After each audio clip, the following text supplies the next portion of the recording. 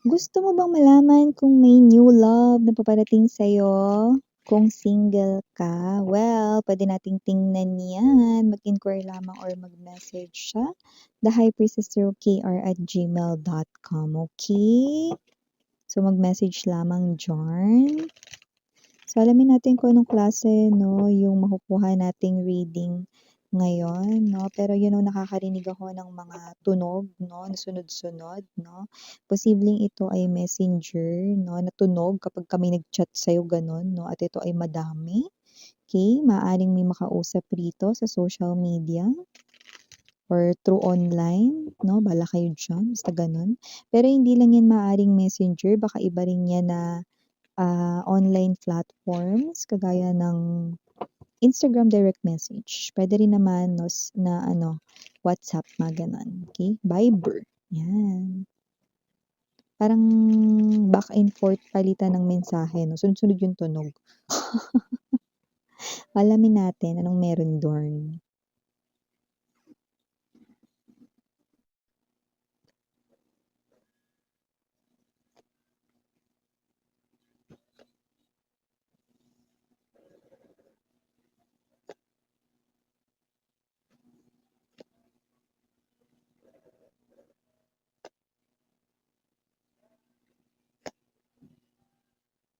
Okay. Okay, listen very carefully, ha? Okay. This person is not yet communicating sa'yo. But with the full energy, this is a new person already watching you. Knows your physical looks, knows your name, kilala who you are. Okay? But any information about him or her, wala ka pang alam tungkol sa kanya. But this person is already preparing dito, no? Sa inyong connection. Yes, you heard it right.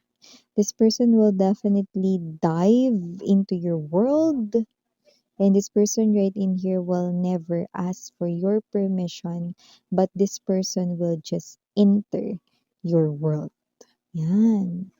So, mamaya ko babanggitin yung iba pang mga nakikita ko dito. This is important matter right in here. So, just take only what resonates, okay? Yeah. This person might first talk to you or might first reach out through social media, any social media platforms, no? Yan yung kita natin dito. Bottom of the deck, yeah.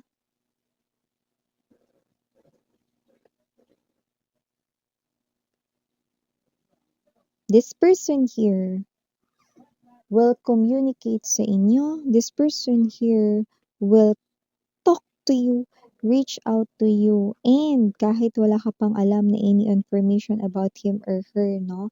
Marami na siya ritong alam about you. Maybe not all, but marami-rami na rin siyang kahit papaano alam about you, no? Pero hindi naman yun ang pinaka-importante sa nakikita ko rito with the Knight of Wands energy, the Ace of Wands, and the Fool. Miss yan, bakit parang iba yung tono mo?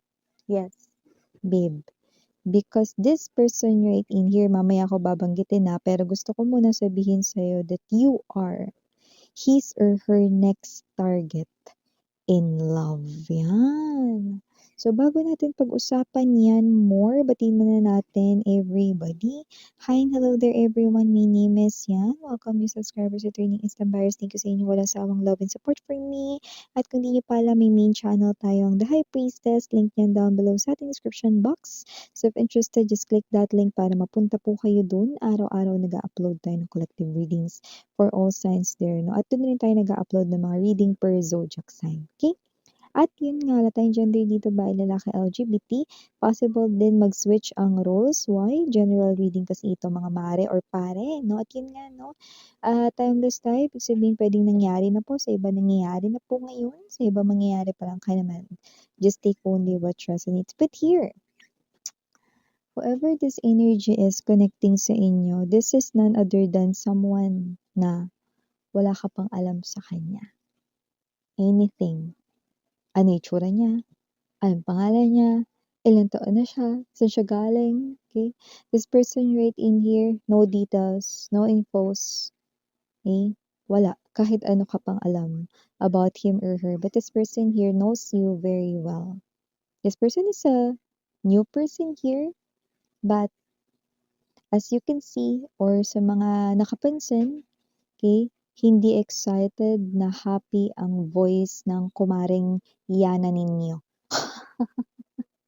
Because this person here is someone na nakikita kong masyadong mataas ang tingin niya sa kanyang sarili. This person here wants to try sa'yo, no? Kung effective ba sa'yo ang kanyang charm, appeal, at ang kanya ritong physical looks or appearance, no? Kasi this person right in here, no, ay someone na gusto niya ritong tingnan, no? Kung ikaw ba ay mafo-fall din sa kanya dahil may mga nabiktima na rin siya rito because of his or her looks, because of his or her charm, because of his or her appeal, no? At because of his or her malabulaklak na mga words. Yan, muntik pang magkamali. Muntik pang mabulol sa pagsasalita. Okay na miss yan eh, okey na miss yan eh, medyo panira ka lang dun sa dulo 'no. Sorry na mare. Alam niyo naman 'pag Tagalog words 'no, pero at least naitawid natin 'no, basta mabulaklak siya magsalita, okay? So kung sino man 'tong energy na 'to, this person right in here 'no, is someone who is a player at medyo I can say that this person ay GGSS or gandang-ganda sa kanyang sarili 'no, or GGSS gupong-gupo sa kanyang sarili 'no. Wala tayong gender ba, lalaki, LGBT. Ang tanging gusto niya lang dito 'no, ay ma-try kung lahat ba ng natitipuhan niyang babae, not in gender 'no, or natitipuhan niya ritong lalaki or natitipuhan niya basta 'no, ay, madali lang ba niya ritong makukuha, 'yan. At mukhang kakatapos niya lang sa kanya ritong victim sa love at ngayon ay ikaw ang kanya ritong next target. Okay? I'm seeing a dart. So aside from the bullseye, no, na ikaw yung target, no, with that dart, what it is? It is a kind of game. So this person here is a player, certified player, no? At ayaw natin yung nagpe-play ng tricks or nagpe-play ng hearts or nagpe-play rito ng feelings or emotions, no? Pero this person here, ikaw yung nakikita ko rito, no, na parang next victim niya, no? Hindi dahil wala lang, kundi dahil type ka niya. It's just that this person here ay someone with Six of Cups in reverse. Hindi po siya yung tipong nagseseryoso. Okay? Pero maaaring nako-confuse yung mga taong or yung mga babae or mga lalaki rito na natitipuhan niya kasi dahil mabulaklak siyang magsalita 'no, parang lumalabas na kaya niya ritong linlangin sila 'no, na siya ang kanilang soulmate kahit hindi naman 'no. Kung sino man 'tong energy na 'to, hindi ko alam kung saan siyang university or school nag-aral 'no, pero mukhang isa sa mga unit na kanya ritong tinuk nung nag-aaral siya 'no, ay ang Landian 101 class. Kasi na-master niya rito 'no, ang pagiging malandi niya 'no, pero hindi po siya yung tao or tipong nagseseryoso. Parating na siya 'no, it's a warning, it's a sign. This person here 'no, nakapaghanda na siya tapos ng magplano, Ace of Swords energy, makikipag-usap na lang sa'yo 'no. Ikaw yung tipo niya rito na actually ang pinaka-favorite niya rito, I'm seeing eyes and your hair, yan 'no. So whatever the case may be, wala tayong gender dito, but your eyes and your hair 'no, yan ang pinaka-favorite niya sa'yo, see? So whoever this energy is, you are his or her next target in love, 'no? And this person will first communicate sa'yo through the use of any social media platforms, 'no? It could be Facebook, it could be Instagram, it could be Viber, it could be email, WhatsApp, 'no? Or, what else? Um, Telegram, okay, it could be any.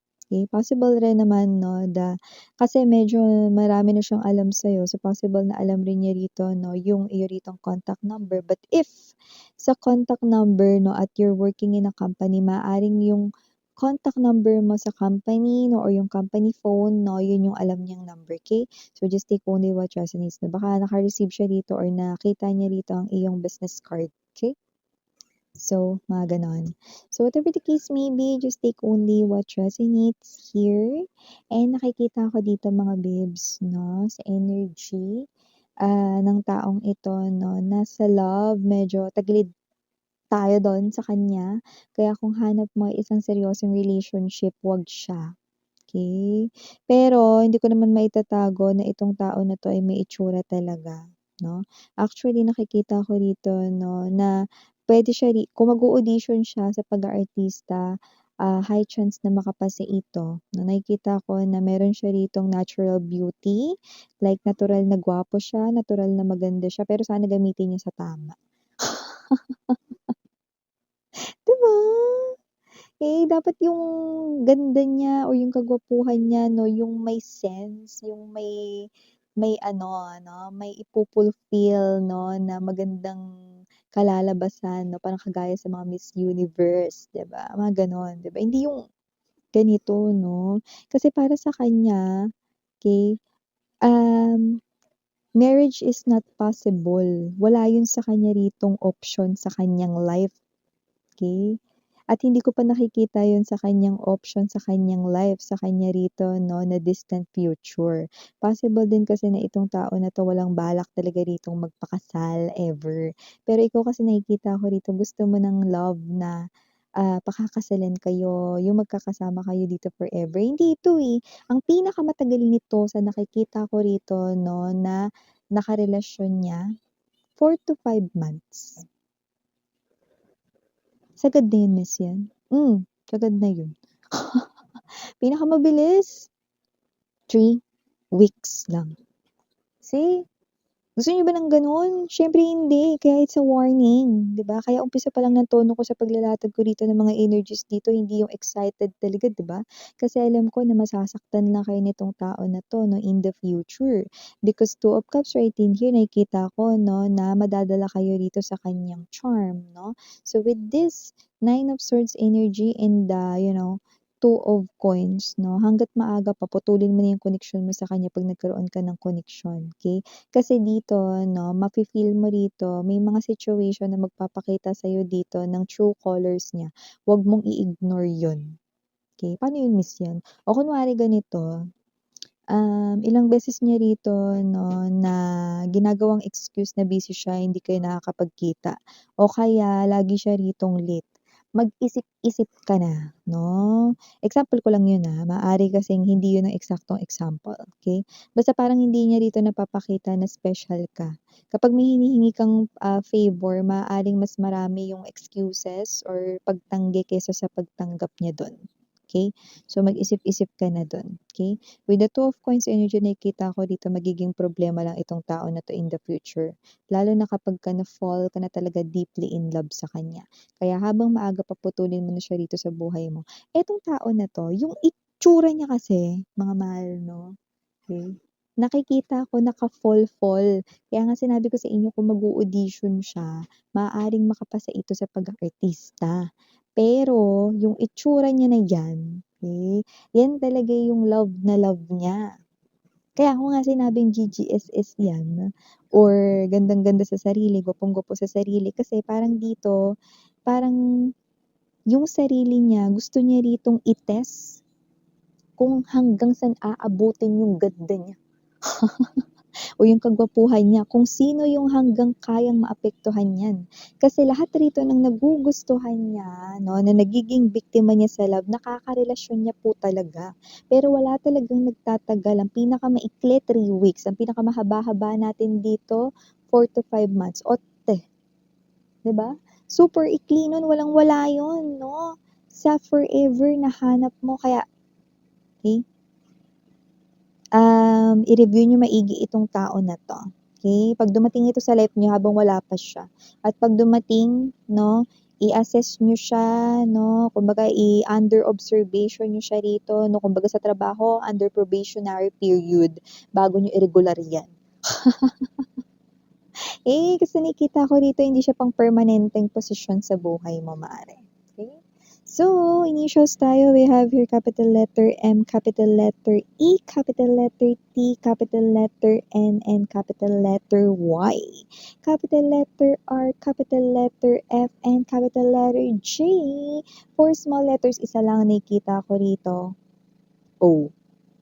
Okay, so ito yung mga mensahe right here for you guys. Again, I'm Yuriana Onis, Harangela Binlight. Annyeong.